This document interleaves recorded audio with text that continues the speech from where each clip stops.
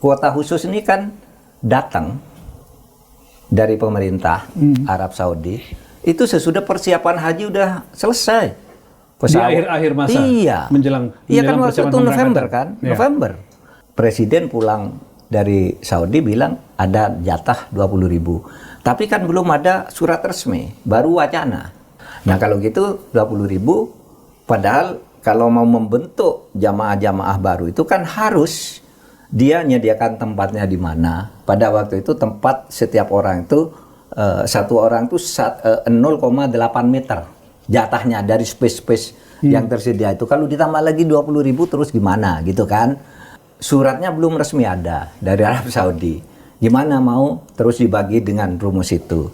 Dianggap melanggar karena kemudian masalah ini tidak diatur dengan sebuah peraturan menteri, melainkan dengan sebuah keputusan. Saya ketemu dengan timnya Pak Yakut, Pak, ini sudah ada 2 peraturan menterinya. Untuk mengatur soal ini sudah ada berdasar undang-undang, ini ketentuannya 82, tapi kemudian ada hal-hal yang diatur secara khusus tapi diatur dengan peraturan menteri. Peraturan menterinya sudah ada 2. Yang ini penetapan orangnya ini ditetapkan dengan kebijakan menteri, itu yang dianggap salah. Nah, itu nanti bisa dipertimbangkan oleh hakim lah, oleh hakim. Yang saya dengar juga karena pada waktu sudah mendesak gimana nih baginya, sementara keputusannya dari Arab Saudi belum ada. Karena waktu itu saya kan Pak Jokowi Oktober, November wacana itu muncul di DPR dan sebagainya sudah muncul, tapi belum ada konkretnya itu.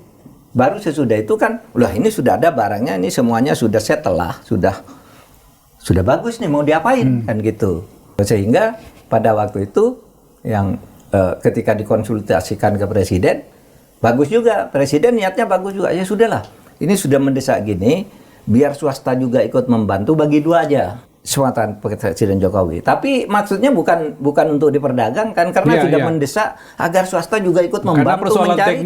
Wong yang tahun sebelumnya aja ada 8.000 tambahan kuota khusus dari Arab Saudi yang meninggal aja sampai 800 orang karena desak-desakan begitu. Secara mendadak ditumpahkan ke reguler itu.